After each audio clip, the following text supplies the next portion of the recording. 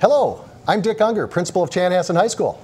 Hello, and I'm Jim Bach, principal at Chaska High School, and this is our Principal's Minute for October. The last Principal's Minute, we focused on power standards and learning targets, which is the first step in our standards-based learning process.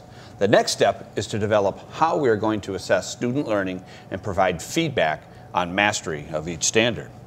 The ability to give better feedback is one of the reasons Empower was chosen as our platform.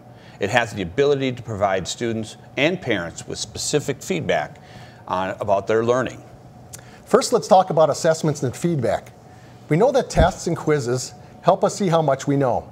With standards, assessments are more than only tests. Reviewing student work and giving feedback is important because that helps the student learn better. Compare it to practicing a sport like basketball. If you are practicing basketball, shooting baskets, and a coach counts the number of baskets you make and the number that you miss, that's one kind of feedback. Another kind of feedback is if the coach tells you how to improve your shooting form to be more accurate. Both kinds of feedbacks are needed.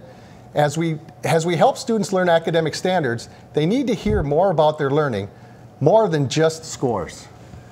Empower helps teachers give their students this kind of specific feedback. We've also worked with the developer to make the system unique for our school district. This school year, a number of changes were made to improve Empower for students and their families. Now let's take a look at Empower. After you log in as a parent, you will need to select the learner you would like to look at by clicking on their name. That will take you to the same view as the student.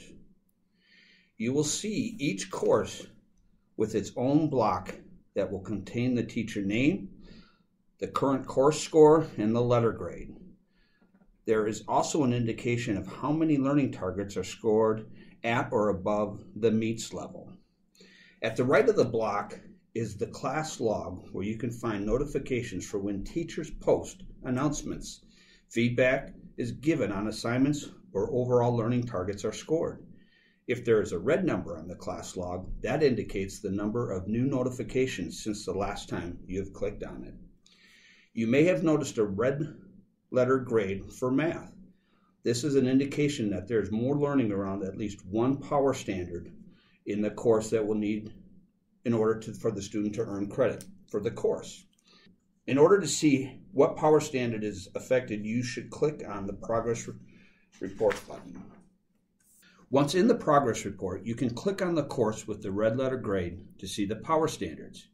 Any power standard that needs more work will be below a 2.0 and have a NY in the power standard score. Click on the power standard in order to see the learning targets that have been scored to identify the ones that need to be worked on. Generally, those will be the ones scored not yet or approaching and will be reddish in color. Now, if you click on the evidence page, it will bring you to more detail on what is needed in that power standards, which again gives us more information regarding the progress for that student. So that's a wrap for us today. Soar Hawks. Go Blue. We're looking forward to seeing you guys at conferences next week.